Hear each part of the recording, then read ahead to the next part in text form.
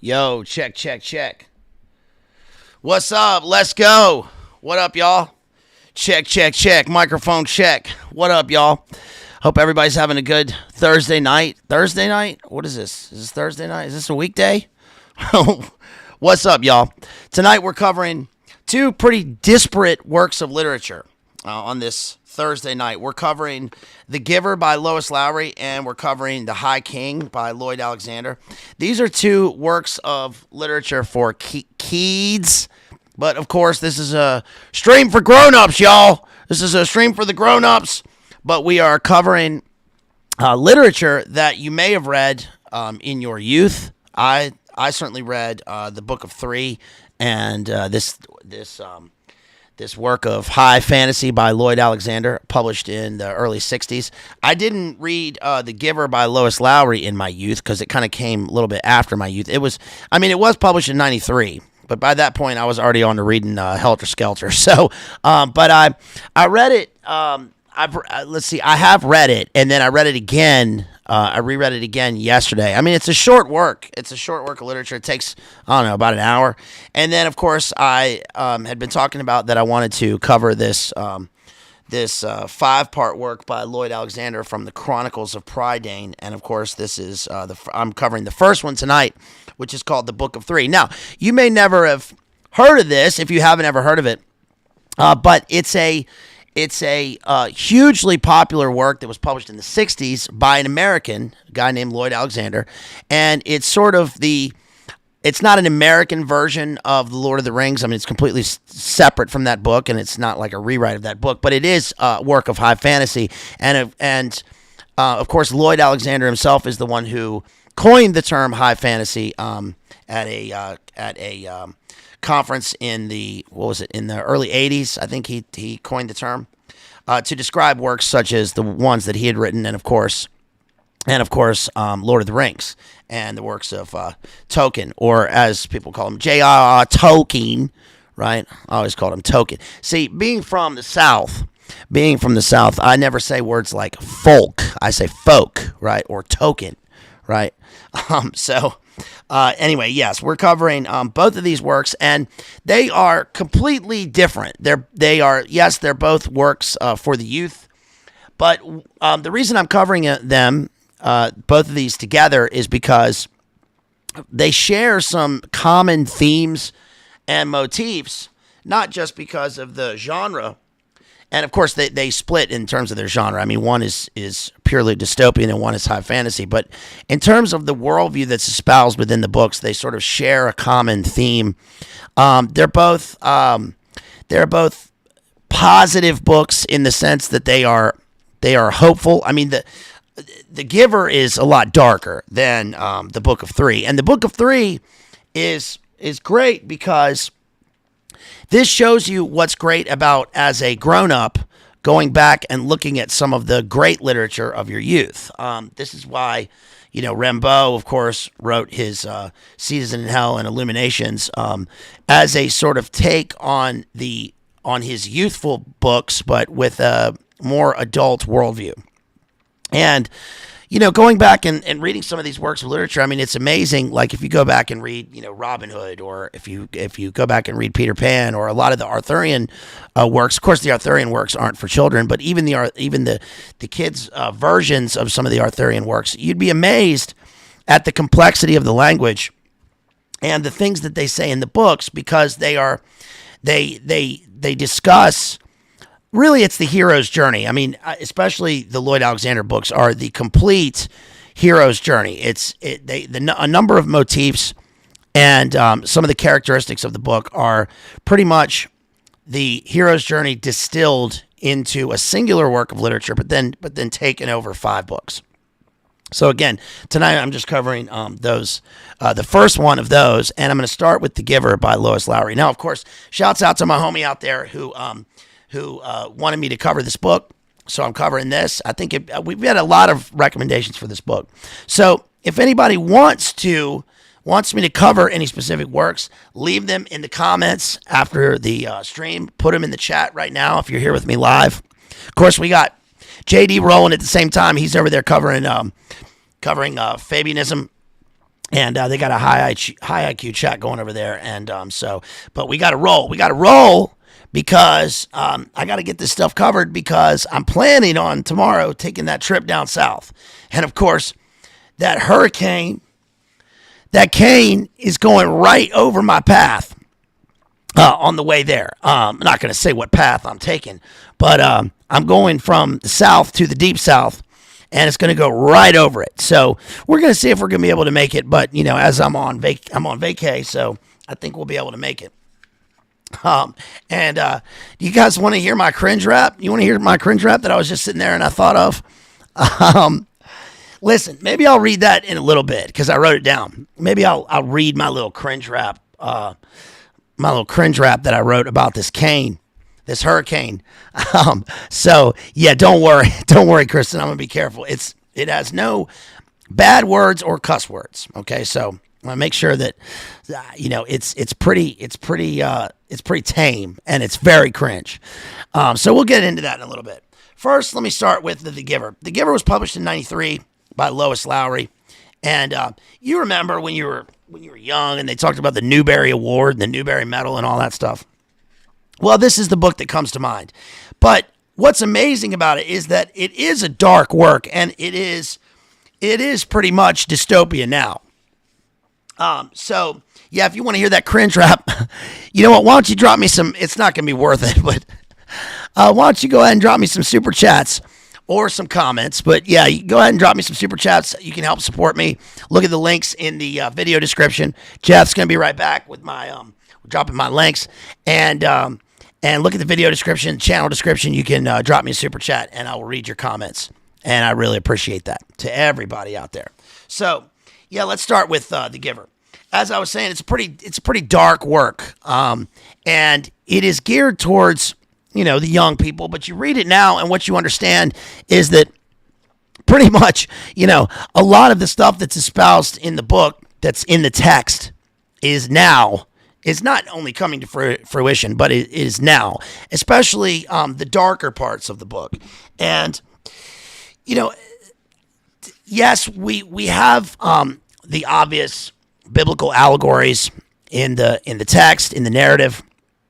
What happens is essentially that we have a kid named Jonah. He's a young teen. His name is Jonah. He lives with his family dwelling unit in his pod, in his little dystopia now society. And all the families are, arranged to be like that. You sort of pick the elites on the committee of 12, pick your family for you. And Jonah's in there with his family. And of course there is a lot, the darkest parts about this involve the issue of childbirth, and so yes, we have to be careful talking about this on the stream. But it's in the book, and this is what the text is about. And really, what it is about is that Jonah is coming of age. He's going through essentially his rite of passage, which is to say that he's been through his basic dystopian education, and they come to a ceremony, their annual ritual, where the classes are given their roles in society. So one person goes on to be the fish hatchery assistant. One person goes on to be the hair cutter. One person goes on to be the enforcer, right? And it's based on a number of things that they have within their own paradigm and their own rubric. So, for instance, it's interesting that Jay over there right now is talking about Fabianism and the idea of, sameness and society not, no one having advantages over one another, right? But actually, there are always inherent advantages. And of course, one thing that the book does with this, like for example, he was just talking about communism and how the central planners are obviously going to have an advantage over the rest of society because they set up the rules, right? Well, one thing that the author does in this pretty cleverly is she makes it so that, yes, you can see how their society works, right? Quote unquote works, because everyone's given their role and it's not necessarily, each according to his means, right? It's actually they want everyone to be the same, but they take the small differences and try and allot each person to the thing that would fit them best. So yes, it is centrally planned, but it is slightly different than that. But the main difference here is that all in Jonah's class, all of the kids are chosen for their roles, and they skip over him. He's number 19 or something. It reminded me a lot of in Clockwork Orange. Remember when there's a scene where Alex the Droog, right? Alex the Droog is talking to the minister when he's in the prison, and he's talking about how he's been reading the big book, and there's this funny scene where the minister says to him, "Yes, C60119999. I understand that you feel these certain pangs of guilt," and it's like he's sympathizing with him, but he still has to call him by his unit number, right?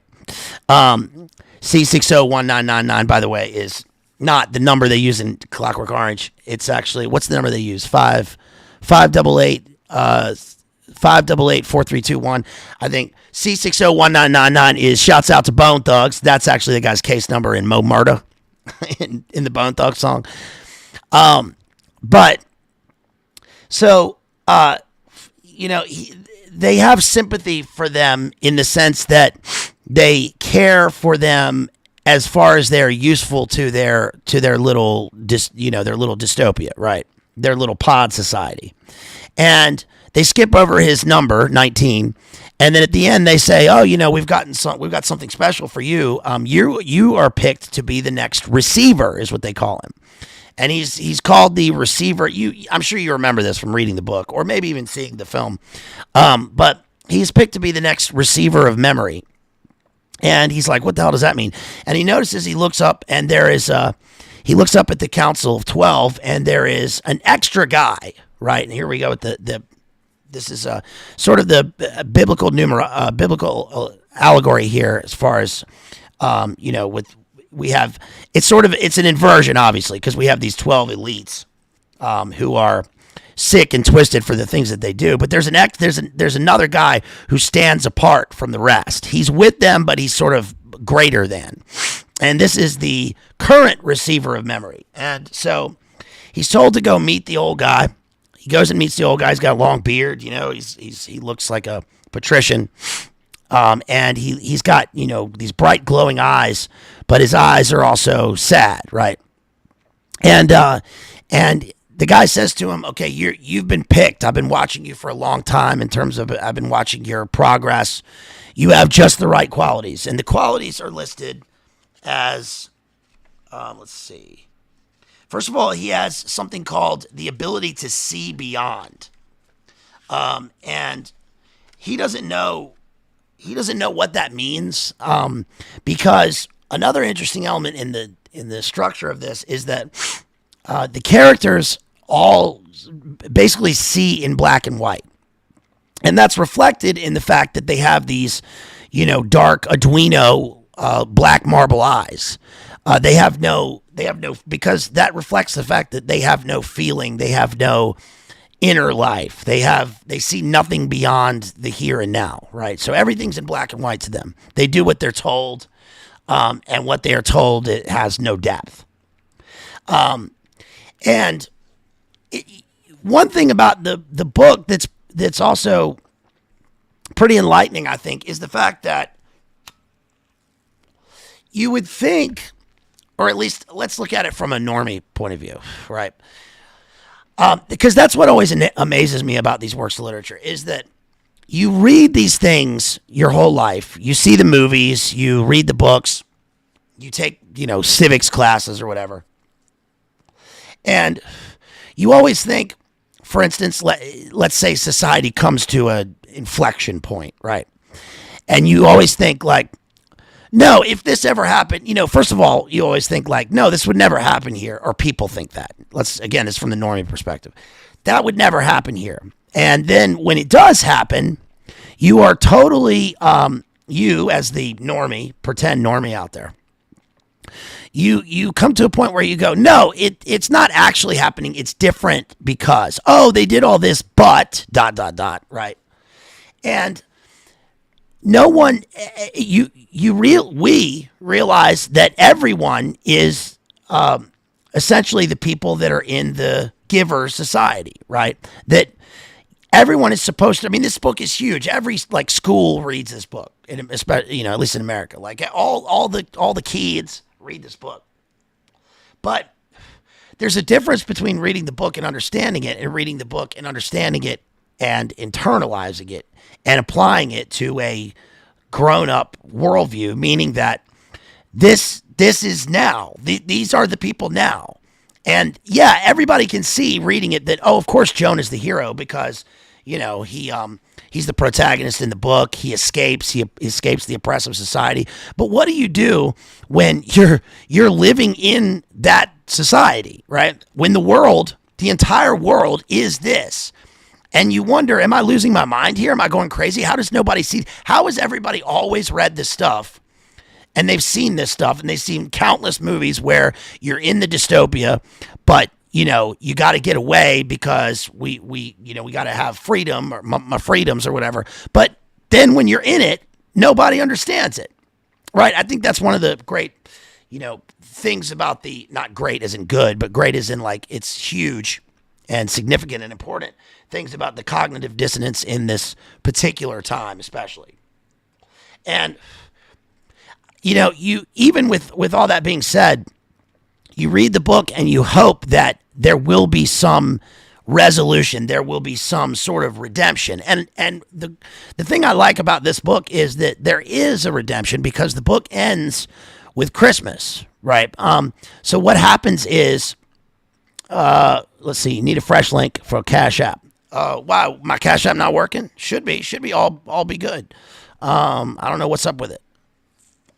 But so yeah, you read this and you hope that there's going to be a resolution, and thankfully in this there also is in the book of 3. But what happens is he goes and meets with the receiver, and the receiver says to him, look, from this moment on, you are the new receiver.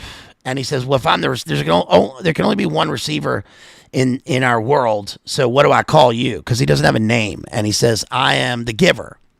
So he's the giver. And the way that he imparts knowledge is essentially through this, sort of weird futuristic metaverse, tactile communication. And so he says to him, the old receiver, the giver now, the giver says, like, I can only give you so much at a time, but we have we only have so much time to do this. And so he says, it's like when you're going down a downhill slope on a sled and you're flying, but then the snow builds up on the sled and then you got to keep the momentum going. And he looks at him and he's like, you don't have any idea what I'm talking about, do you? And the kid's like, no, I don't have any idea, because he doesn't know what a sled is. He doesn't know what momentum is, and he doesn't even know what snow is. So he does this thing where he puts his hand on his back and he transmits the knowledge to him. Now, this is sort of in line with the fact that everything in their world is about gaining experience. At least it's through sensory experience, right? Empirical data. And so he transmits his knowledge, and that's one of the things about the rite of passage in this, and the hero's journey, and the fact that one of the things I can appreciate in these two books is that the characters, the hero goes from learning things by rote to sensory experience to learning things by reason, and then being able to predict. To make logical predictions, and then to understand a metaphysics. So it's like there's a progression, right? And so he gets the thing about snow, and then he's told the rules by the giver. The giver gives him a set of rules, and they are different from everyone else in society. He says, essentially, no more drugs. You don't have to take medicine unless it's essential to your daily mission, so to speak. And at that point, I was sort of impressed with the fact that Jonah, he doesn't immediately stop taking the drugs that his family give. You know, they're all on a kind of a Brave New World soma. And he doesn't stop taking the drugs that his family gives him because he says, well, I need this from day to day. And then he learns himself when there comes a point leading up to the climax where he decides he doesn't need it anymore for himself. And I found that pretty impressive, a pretty impressive sort of reasoning process. But he says there's no more worrying about being rude. You don't have to worry anymore about like being nice, okay? Because he's trying to teach him what virtue is and the fact that, you know, some things are worth arguing for. So you don't have to go along to get along when those things sort of infringe on what virtue is. There's no more. He tells him there's no more release, and you can't you can't wish for release. Release is the insidious term in this book. Release is the term meaning death. It's really euthanasia, right? Because society, their society will euthanize the old and the very young. He doesn't know what that means. And of course, his rite of passage is when he understands that there is such a thing as death, when he witnesses a release. And that's one of the heartbreaking moments in the book. There is no more dream telling. This is kind of one of the Jungian, Freudian things in the book. But it's interesting that he diverts away from that because they use this as a kind of a psychological tool in their society of oppression, right? Shouts out. Cheers, everybody. Cheers, everybody, on this Thursday night. The other thing is that, and this is pretty important, that he can lie. He can lie. He had never, and he says he had never considered lying before. He did not know that he could lie. He'd never even considered that. And, oh, there we go. Shouts out to Kristen, Slow Boy Whiteboard. Thank you for that $5 Cash App. Appreciate you. Thank you, Kristen. Thank you so much for that $5 Cash App. Kristen out there, Slow Boy Whiteboard, killing it, as always, with the content. And also shouts out to Andrew out there for the $40 super chat from earlier. Really, really appreciate you. And shouts out to Jason. I missed that super chat last time it got there. I shut it off just before that. So thank you for that super chat, Jason. Really appreciate you. So the idea of lying is something that had never occurred to him because he had never considered that there would be a reason to lie in society. But now he knows that there is, and that's because of what he's about to receive. And so, of course, this is the same dystopian sort of MO or motif that we get in Brave New World and in in Brave New World and in we've covered Animal Farm here, but in 1984, right? Which is that an elite group in society has taken control because they want to eliminate warfare and death. Now, one of the things that's interesting about this is that the whole reason for the receiver is to learn. He's the keeper of memories, right? And so what he is supposed to do is to keep alive the reasons for their society being the way it is. In other words, they are tightly ruled, tightly constrained, tightly controlled because they have a group of elites that rule over them that are supposed to be looking out for them. Of course, that's always the way it is, right? But we learned in one of the great contradictions that when they're being controlled as such, they have no free will, and so they have no ability to make true decisions. They have the ability to make decisions from day to day, such as like, oh, you know, when I'm able to ride a bike, when I'm given a bike by the elites, when I come of age and I'm able to ride a bike, should I ride a bike today? Oh, but they can't make meaningful decisions, right? In fact, they can't even say things like love because that would imply that there is something metaphysical beyond them just waking up, taking their soma, going to school and learning the thing for their trade. And they're not able to have the full human experience, right? And he only puts that into play later on in the narrative when he finds it useful in line with what he's learning is virtue, right? One of the parallels between this book and the Book of Three is the idea of the precision of language. He at one point he says he said something about love, and then he said something about being released, and his dad tells him, his father unit or whatever tells him to be careful about language, and he says it's mixed up and funny, but emblematic of. Oh, this is the part on page 2. This is at the very beginning of the book when he's describing.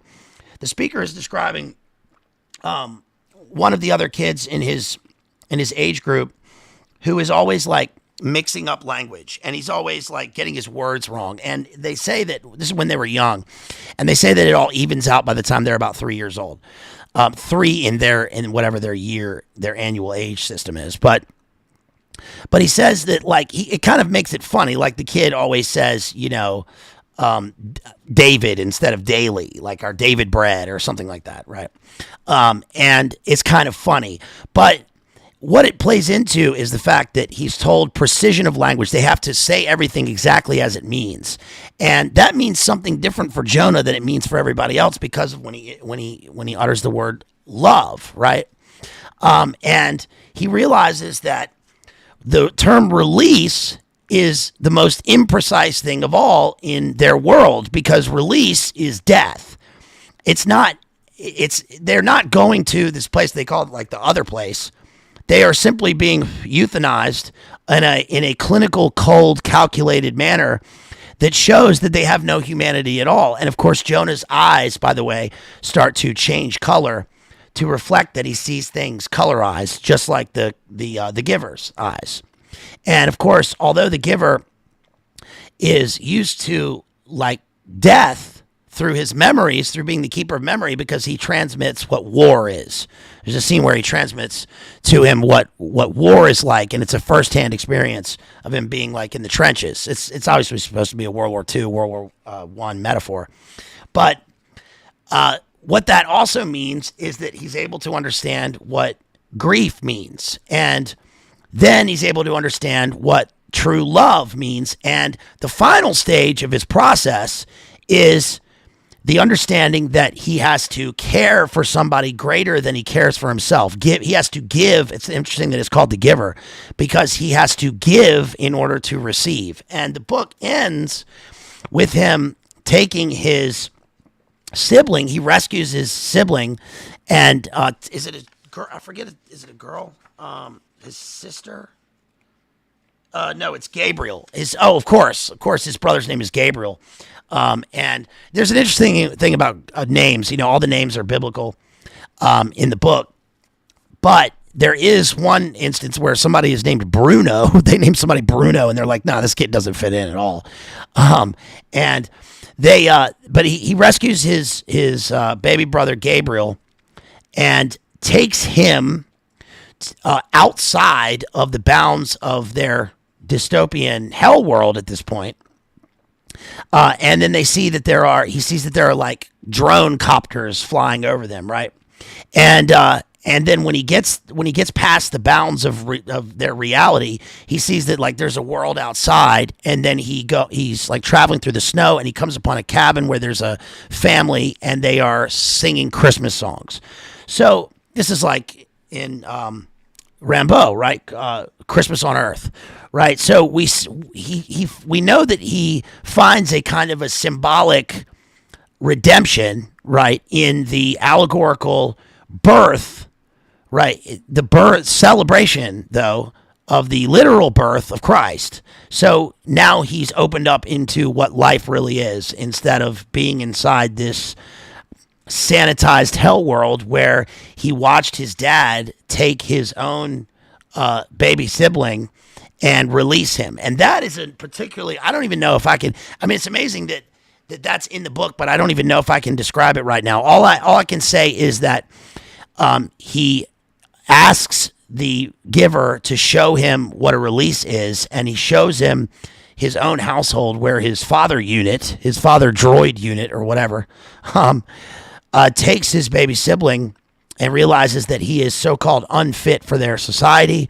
He he injects him in the certain GLAND, giving us hints of Arduino, and then basically tosses him in the incinerator, right? And that, of course, is now. That's now in the world in which we live, right? Where virtue to the people in their world is not actually virtue. It's just getting along in order to serve the elite state, right, in death. And so the fact that he escapes the world with Gabriel, right, and ends up at Christmas, and he has transcended the bounds of their dystopia escape, gives a kind of hope, right, in the book. And again, it's so much darker than I think you may remember if you read the book, because it's hard to gain to get a grasp of what it means if one hasn't, come of age in terms of realizing that death exists, right? Or, in other words, grown-up world. Let's read the super chat real quick. Yes, thank you again to Kristen for that $5. Really appreciate you. And thank you again to Andrew for that $40. Really appreciate you. Really appreciate both of y'all and Jason. And let's see. Shouts out to Alan for that $5 PayPal. Really appreciate you. Yo, that helps me a lot. That helps me with gas money getting down south, especially through this cane, y'all. All right, y'all drop some super chats. You want to hear me read my cringe rap? All right. I haven't done this before on this. This has only been, I've only done this on the IG live, but I might as well just because we're having fun here, I guess. And y'all drop me some fat chats. So let's read it. All right, cringe rap. Here we go. All right, Hurricane, David Blaine, Thomas Jane, Mirage Man, not a fan. Drive your van, first name Stan, Miami, Daytona, Pepsi, Coca-Cola, evacuate, fuck fate. Dan Marino, Michael Aquino, Presidio, Chino, fully glow. Don't you know? Full on flow. I'm spitting spray. What'd he say? Fake and gray. Die another day. So stupid. I'm sorry. Yo, that's my cringe rap to driving down south. Yo, I should put some beats to it and should have done it to some beats or to some sort of rhythm, but then I figured, no, I'll probably get dinged if I do that. So, yeah, that's my cringe rap for for driving down south through the cane coming up tomorrow, right across my path. So I gotta get right through it, y'all. All right. So there you go. That's a little treat. Maybe I'll get something longer for you guys next time. All right, so next thing I'm going to cover is this book called The Book of Three by Lloyd Alexander. So again, I don't know if you guys know this work, but I would. I mean, this is the kind of work that is. I mean, we're wholesome posting here, right? In terms of this is the kind of work that I imagine that, when you're a young lad, that you would read, because it's really good. I don't want to say it has a good message. I try to avoid terms like that when reading literature, because we're not reading a fable. But it does have a good, I would say one can read a good worldview into this book, because again, we have a hero's journey where he learns, just like in The Giver, the protagonist learns, and even more so in this book, he learns what virtue means. And the highest point, the climax of the book, the highest point of the narrative is the point at which the lowly assistant pig keeper, that's what he is. The guy in this, his name's Taryn, and he's a teen, and he starts off as an assistant pig keeper, basically in a shire. He's in the shire, and then we already know, reading it, especially if you go back and read. I mean, you can read this book in a couple hours. You already know that the people that are over him in the Shire they're not in disguise, but they are, they're noble characters living the humble life, right? He's the assistant pig keeper to the pig keeper, who is a hero. He doesn't know that, but we know that. We also know that Dalbin, the wise man in the village, is going to turn out to play an important role. And so what happens is, it's for the Keeds. So there is a pig who escapes from the pen, and he has to go after her, right? So in a way, this mirrors, right, the shepherd going after, leaving his flock and going after the lone sheep. But the thing is that the pig's name is Henwin, not Henley, Henwin, and there's a lot of Celtic etymology within this book, which makes it great. And the reason that it's so is because Lloyd Alexander, of course, guess what Lloyd Alexander did, especially during the Big Dub? He was an intelligence agent. He was an intelligence agent in World War II for the Army, stationed in Wales. And so that, of course, we can tell reading the book gives us insight into how there are a couple of passages that involve T-O-R-T-U-R-E, which are pretty hardcore and pretty terrifying. And of course, that is what we know gives him, the speaker, insight into the truth of the matter. And I'll get to that in a few minutes, how he describes it. But when he was in Wales, he experienced the Welsh countryside and the ruins and the castles. We've talked about the importance of ruins, especially in the Byron stream and the Byronic heroes. But this is slightly different. It also plays a little bit into our Outremer stream, where we talked about the Templars. And the book is a combination of, like, the Lord of the Rings, Arthurian lore, the Mabinogion, the Welsh tales, and Taliesin, who is the almost mythical Welsh bardic warrior poet, who then was absorbed into some of the various Arthurian tales, and was made to be this sort of the bard to Arthur. It reminded me also of in Robin Hood, of the character Alan a Dale, who is the sort of the bard minstrel of their merry band. And of course, he makes friends and he goes to catch this pig. Well, the pig is not just a regular pig. The pig is a kind of a Celtic oracular speaking pig. And so he has to go after this pig, but the pig ran away because it sensed, like, the shadow that crosses over the Shire, essentially. And that is the horned warlord that you see on the cover of this book. And he is now, like, he's rising. It's like Saruman, and Sauron rising again and bringing the old evil back to their land, right? Countess says, Wales is beautiful. Swansea, right? Well, one of my best friends is named Richie. Shouts out to Richie. I'm doing a terrible Welsh accent, but I remember the first time I ever met Richie. He said, my name is Richie. I'm from Cumbria. And I said, what is that, dude? And he said, I'm from Wales. Wales is spelled C-M-Y-R-U in Welsh. Cumbria. From University of Aberystwyth. That's what he said. So yeah, we get a lot of Welsh mythology in this that plays into the place names. And it's not meant to be, of course, the Lord of the Rings is based on various works of the same origin. And so that's just what Lloyd Alexander did a little bit later. But there's also heavy elements of Beowulf in the text. And we did a whole Beowulf and Wanderer and Seafarer Anglo-Saxon stream. Shouts out to Base Mom out there who's working out right now. And, shouts out to Base Mom. Speaking of that, she sends a $10 super chat. She says, what up, homie? Just want to support. Thank you so much, Base Mom. Really appreciate you.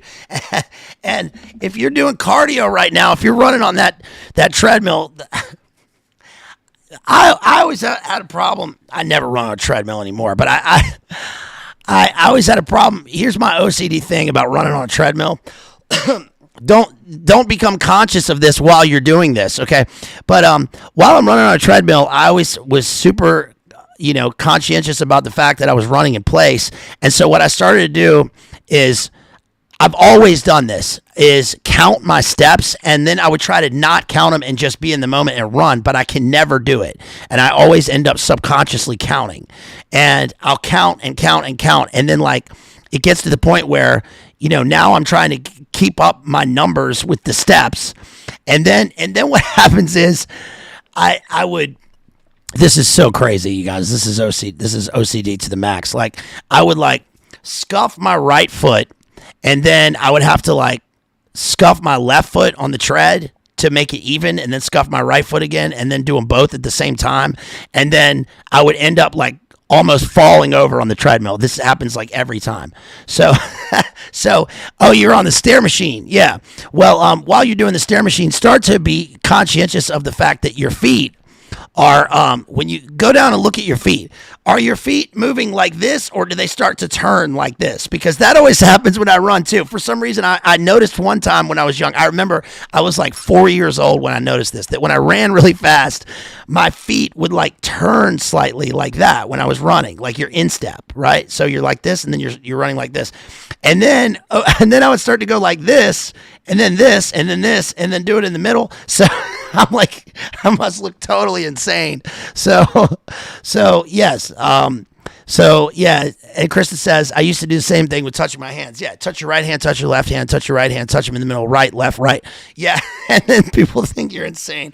So anyway, all right, back to the book of 3. So what happens is Taran goes out in search of Henwin, this oracular pig, and he immediately comes across some danger, and he immediately sees the horned warlord, right? And he's wearing these big old stag horns with like a skeleton mask. So he's a common. This is why I loved it when I was young. I read this book when I was, I think, 7. I remember I got the whole series. I remember going to the bookstore, getting my mom to get me the books. I got all 5 in a series, just like I have now. And I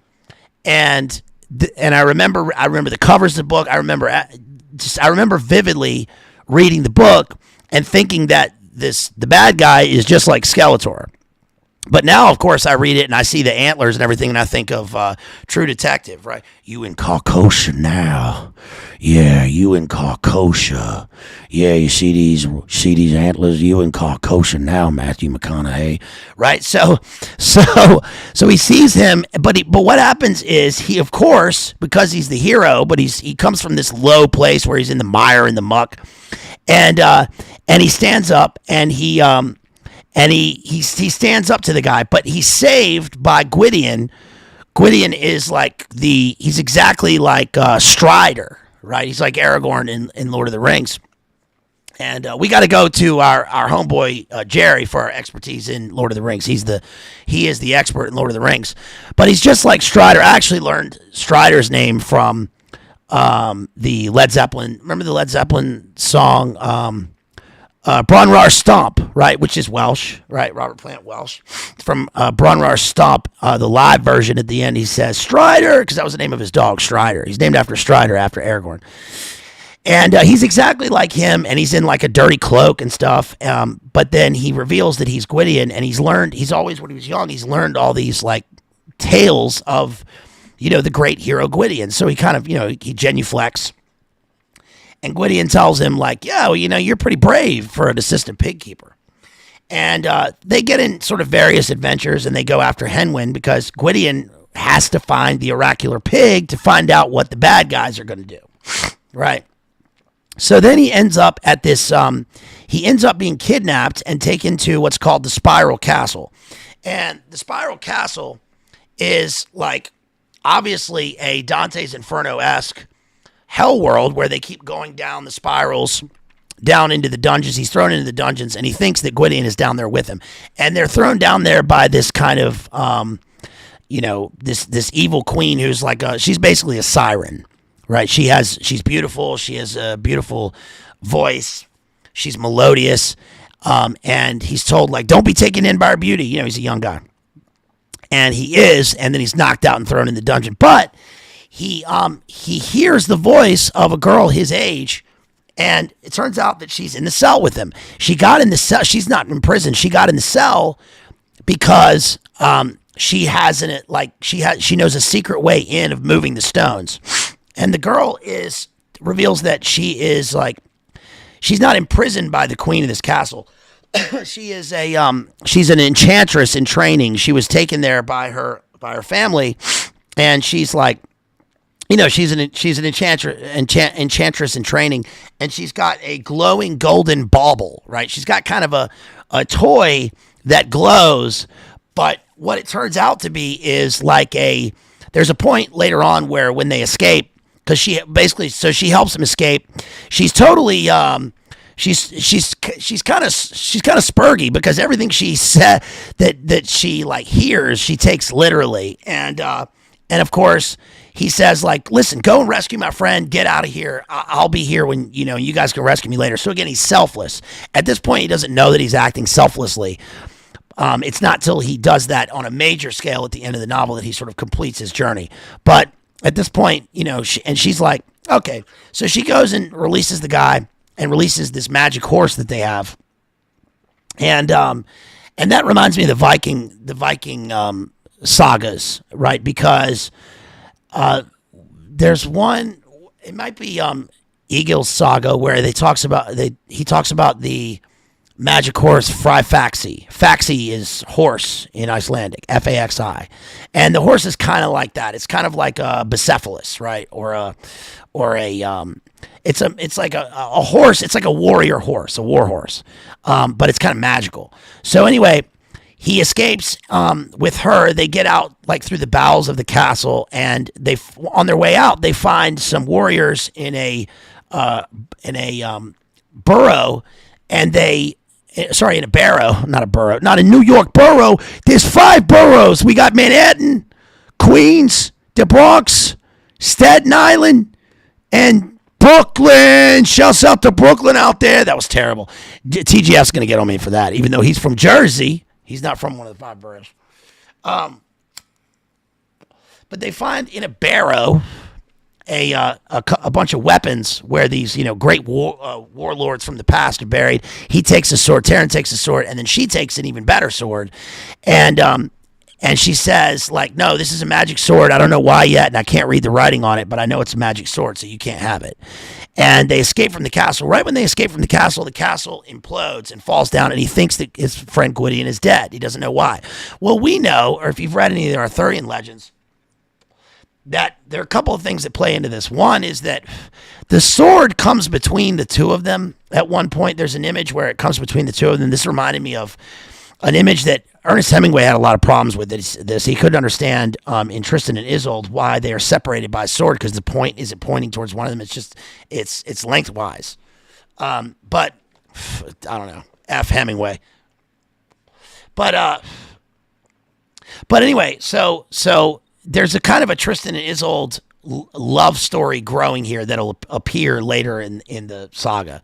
But the other thing is that from the Arthurian legends is the Castle Dolorous. I think this occurs it's definitely in Chrétien de Troyes in his Arthurian romances, and it's in Thomas Malory, but I think it's specifically in Gawain, or Gawain, as they call it in England. Gawain, Sir Gawain. It's in Sir Gawain in the Green Knight.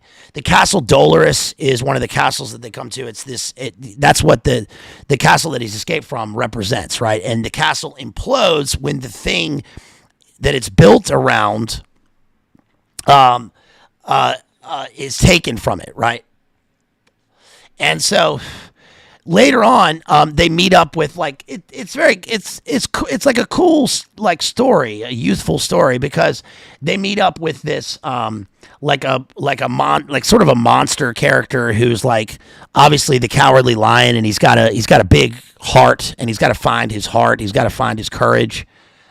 They meet up later on. They meet up with a dwarf under a mountain, and they go into a fen. They're sort of sucked into a maelstrom in a mire, and they go down into an underworld inside a grotto that's just like in Beowulf. Remember in the second stage of Beowulf, when Beowulf is trying to find Grendel's mother.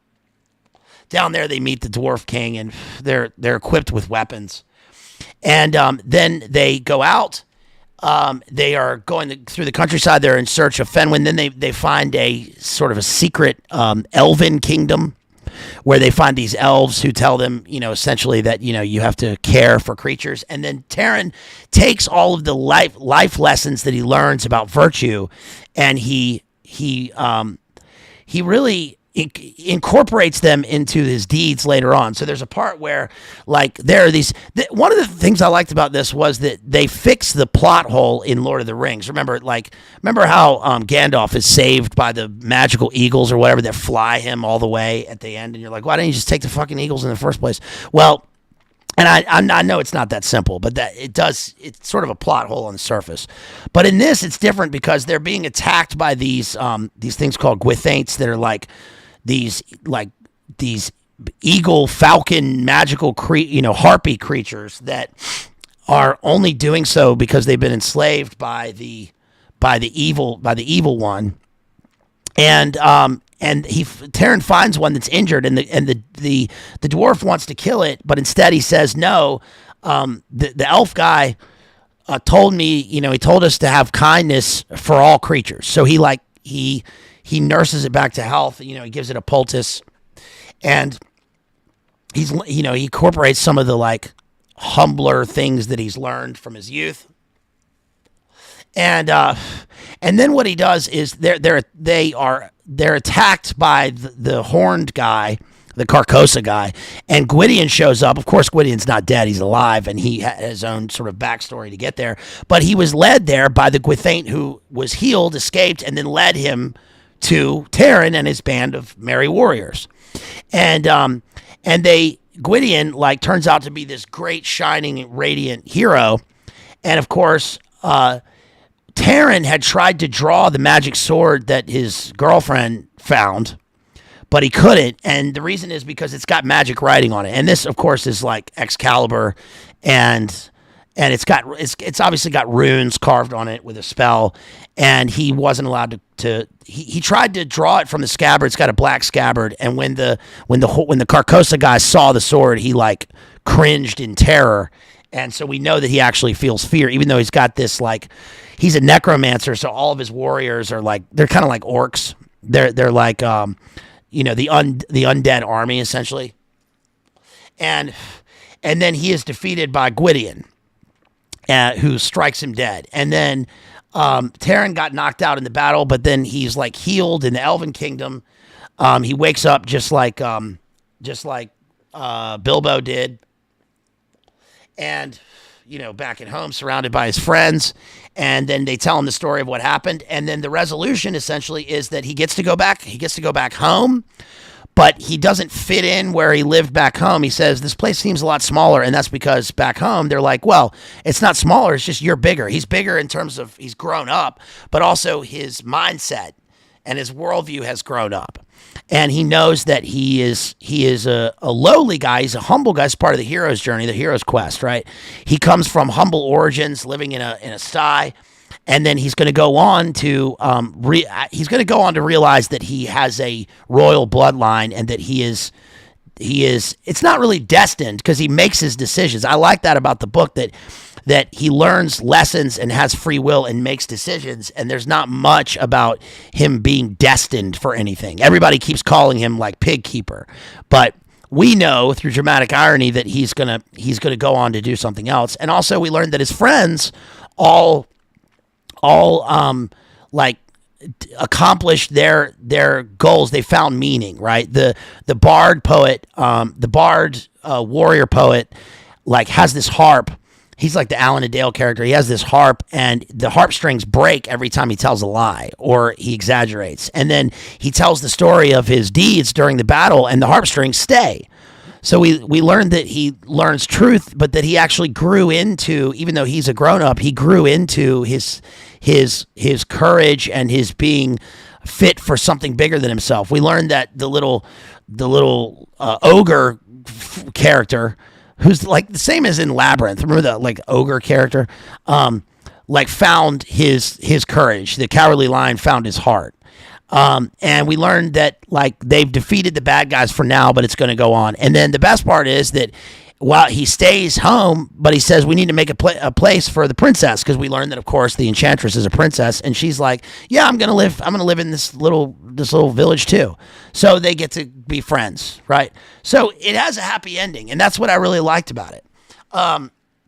Again, some of the like themes in this and the some of the motifs are, especially that are in line with what high fantasy is, are that, number one, the bad guys are the bad guys, and they're inaccessible in terms of they're just pure evil. They don't. We have no sympathy for them. We don't need a backstory for them. We don't know like what their deal is, and thus like it's good versus evil, and they are defeated by the presence of good and virtue, and so that was good. The hero also comes again from like humble beginnings and rises through the choices that he makes.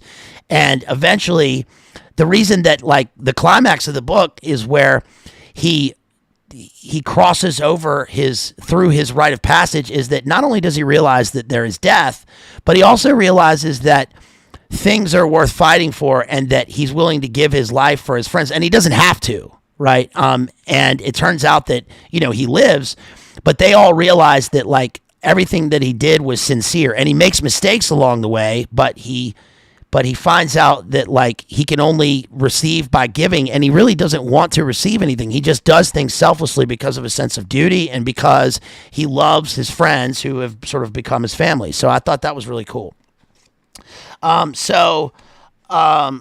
Let's see. Some other things are, the talking animals and all that. But it works reading it back, because we recognize these things for what they are, which is like, again, they're not lessons, right? You're not like finding a moral like it's a fable, but you're reading something that's exhilarating and exciting.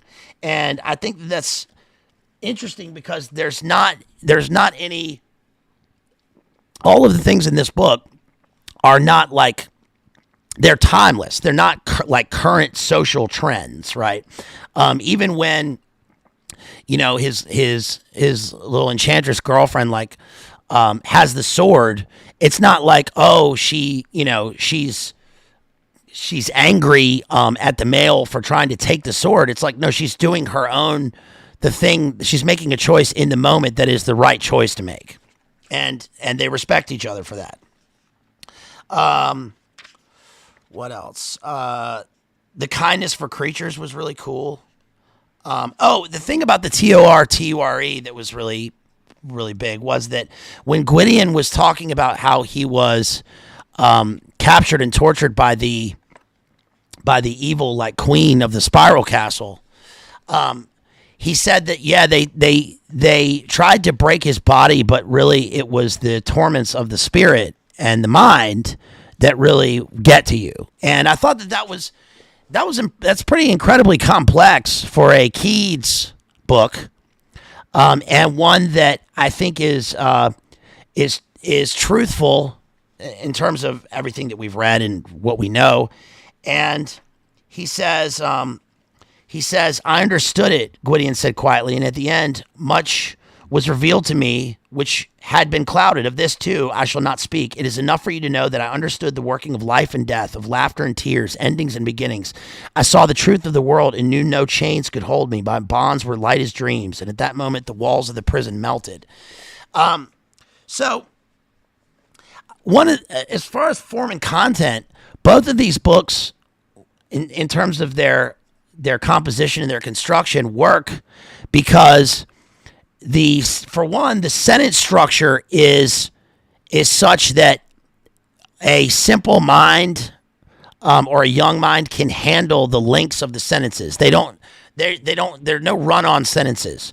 The diction can be quite complex, especially with the Welsh and the Celtic terminology in the Book of Three, and yet it is like playful and almost onomatopoetic.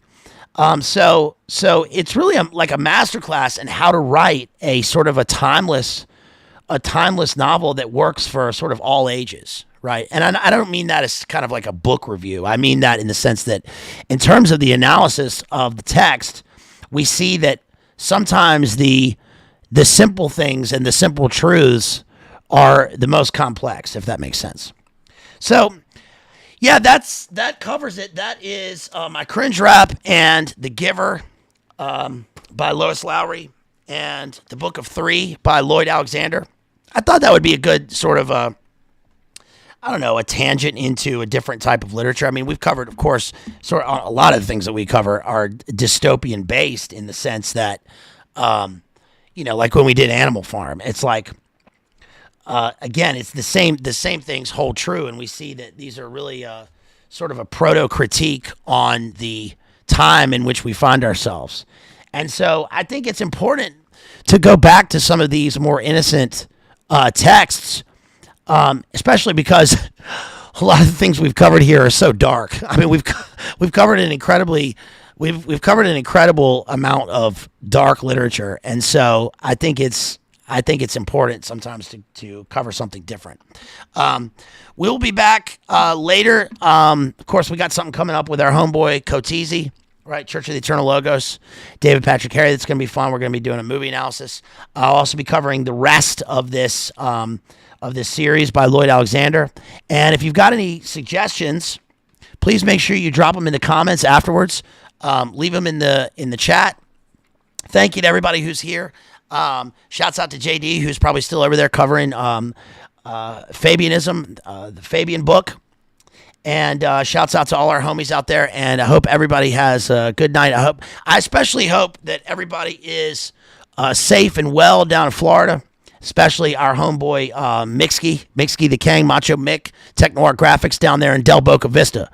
So let's give a shout out to Mick and send your prayers out to them, and hope everybody's okay. And I hope everybody is staying safe down there and they're able to get their lives either back together or to keep on rolling, right? You got to keep on living, LIVIN, right? That will be done. So thank you, everybody. I love you, and I will talk to you all later. Hopefully I get on the road and I can get down south. If not, doesn't matter. I'll be streaming from here or there. Doesn't matter. All right. Love y'all.